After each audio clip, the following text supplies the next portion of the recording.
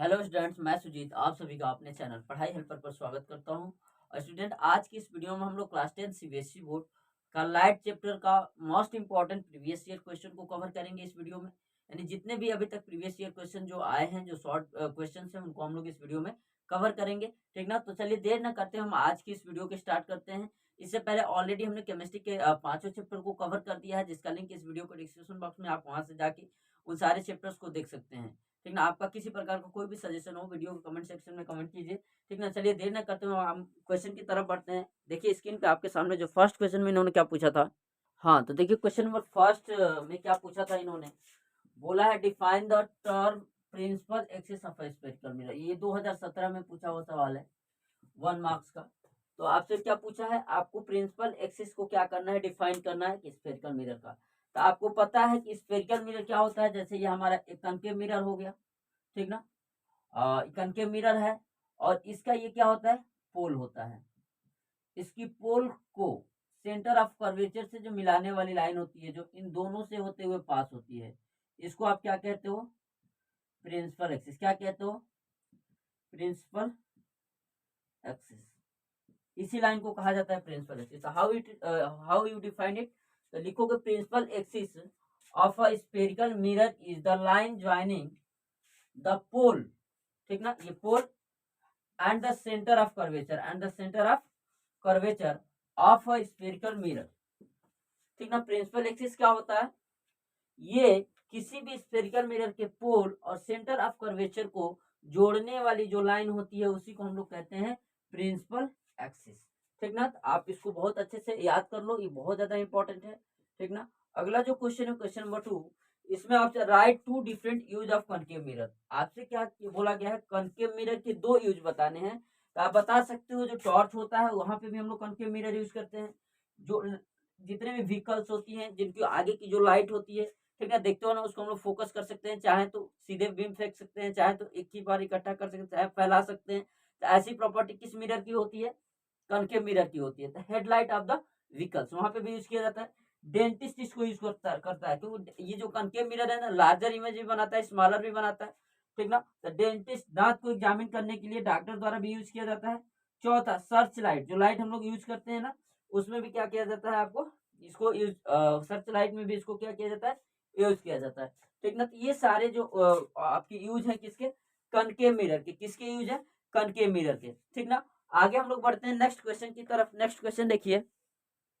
हाँ, तो देखिए इन्होंने क्वेश्चन नंबर 3 में क्या बोला है, why convex mirror are used as a rear view mirror in vehicles state any one reason. ठीक ना, देखो जो कन्वेक्स मिरर होता है ना, वो आपको पता है ऑलवेज फॉर्म स्मॉलर इमेज।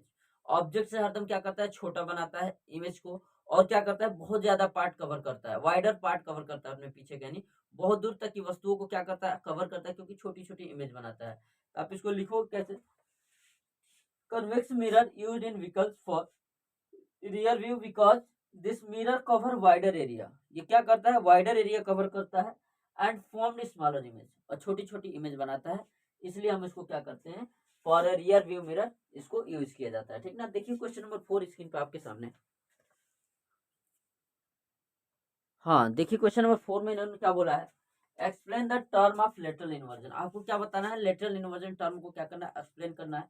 तो सिंपल सी में आप क्या बताओगे, लेटरल इन्वर्जन एक ऐसा फिनोमिना होता है जिसमें अगर हम लोग मिरर के सामने खड़ा होते हैं, तो हमारा जो लेफ्ट हैंड होता है ना, मिरर में क्या दिखता है, राइट। और जो हमारा राइट होता है ना, मिरर में क्या दिखता है, लेफ्ट। ठीक ना, तो ये जो हमारा साइड का कन्वर्जन हो रहा है ना, कि हमारा लेफ्ट साइड मिरर का राइट, मिरर में जो इमेज का राइट है वो हमारा लेफ्ट।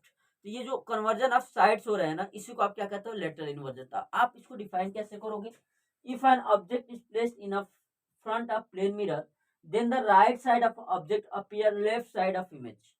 ठीक ना, जो ऑब्जेक्ट का राइट साइड होगा वो इमेज का लेफ्ट साइड अपीयर होगा। And left side of object, जो लेफ्ट साइड ऑब्जेक्ट का होगा, appear right side of an image. This change of side of an object in mirror is known as lateral inversion. ठीक ना, ठीक ना, ये mirror की कौन सी प्रॉपर्टी होती है, लेटरल इन्वर्जन होती है। ठीक ना, ये जो क्वेश्चन नंबर 4 है, आपने इसको बहुत अच्छे से तैयार कर लेना है, क्योंकि बहुत ज्यादा बार ये आपका पूछा जाता है, लेटरल इन्वर्जन होता क्या है।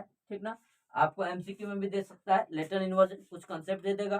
ठीक ना, if an object appear in front of plane mirror, he found that his left side appear right and right side appear left. What this phenomena is known as, आपको याद रहना चाहिए क्या कहते हैं इसको, लेटरल इन्वर्जन। ठीक ना, हम लोग नेक्स्ट क्वेश्चन की तरफ बढ़ते हैं। क्वेश्चन नंबर 5 देखिए स्क्रीन पे। देखो क्वेश्चन नंबर 5 बहुत ज्यादा इंपॉर्टेंट है। इसमें इन्होंने बोला है a concave mirror is use for image formation.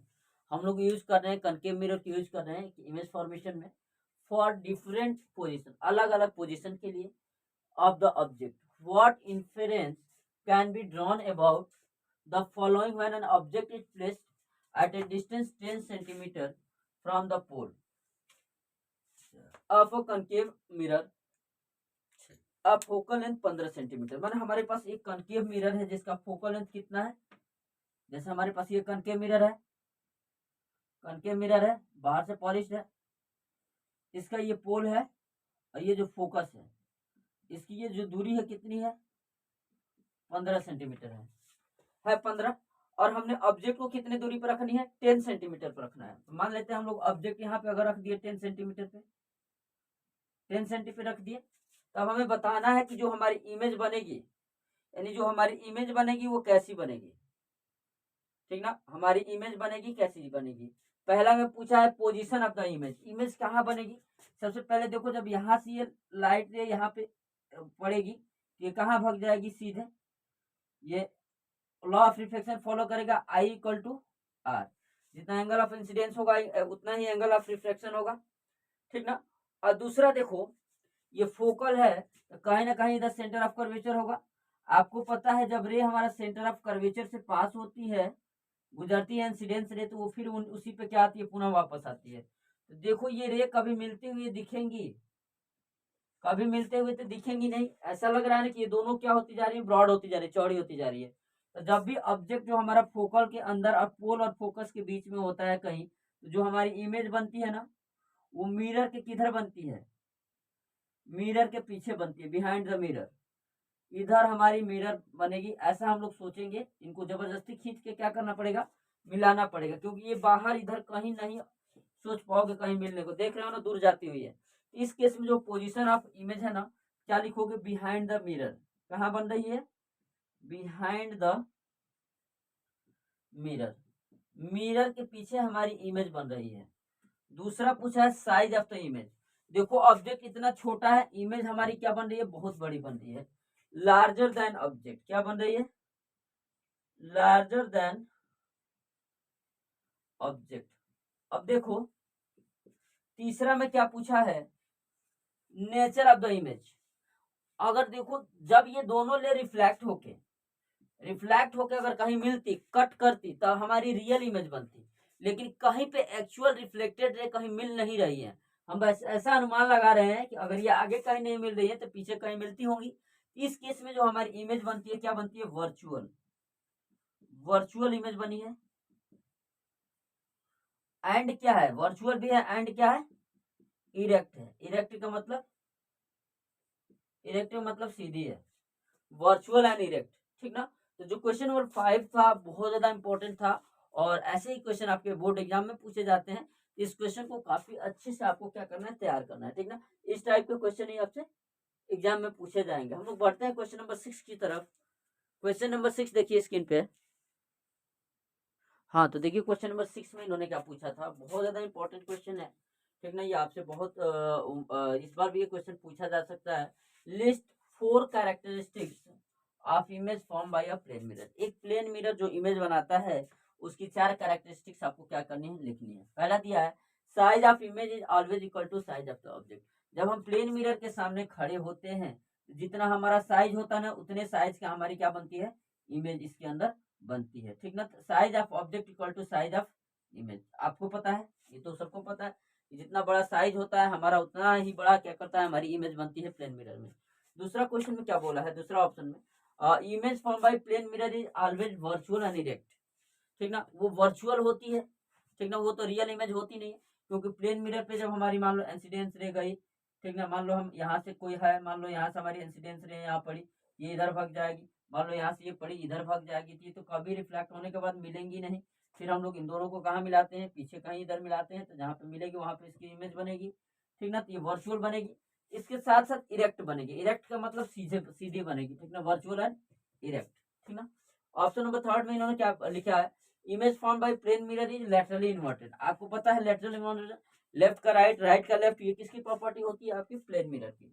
Option number 4 देखो, the image distance from the mirror is always equal to the object distance from the mirror. यानी जितना दूरी पे इमेज बनेगी हमारे मिरर से, उतनी ही दूरी हमारा क्या होता है, ऑब्जेक्ट होते हैं। माने अगर हम 10 सेंटीमीटर शीशे से दूर खड़े हैं तो हमें इमेज भी बनेगी, वो 10 सेंटीमीटर क्या बनेगी, अंदर बनेगी, ठीक ना। तो ये जो हमारे अभी 6 क्वेश्चन, ये बहुत ज्यादा इंपॉर्टेंट है, ठीक ना। आप इसको कीजिए इन 6 को। और वीडियो कैसी लगी आप वीडियो कमेंट सेक्शन में जरूर बताइए, ठीक ना। हम बहुत जल्द मिलेंगे आपका इसका सेकंड पार्ट को लेके, ठीक है, जिसमें हम लोग जितने भी 3 मार्क्स में जो भी क्वेश्चन पूछे गए हैं उनको कवर करेंगे, ठीक। हम लोग फिर आपको लास्ट में 5 मार्क्स से कवर करेंगे। इसके अलावा जो पैसेज टाइप के क्वेश्चन आते हैं उनको भी हम लोग कवर करेंगे, ठीक ना। तो हम लोग संपूर्ण सिलेबस मैथ्स का है या साइंस का है उसको यहाँ कवर करने वाले हैं। तो जो भी स्टूडेंट जो चैनल पे नए हैं, चैनल को सब्सक्राइब कर लें, बेल आइकन को प्रेस कर लें, ताकि किसी प्रकार की कोई भी वीडियो डाले तो उसका अपडेट आपके तक पहुंच सके। थैंक यू, जय हिंद।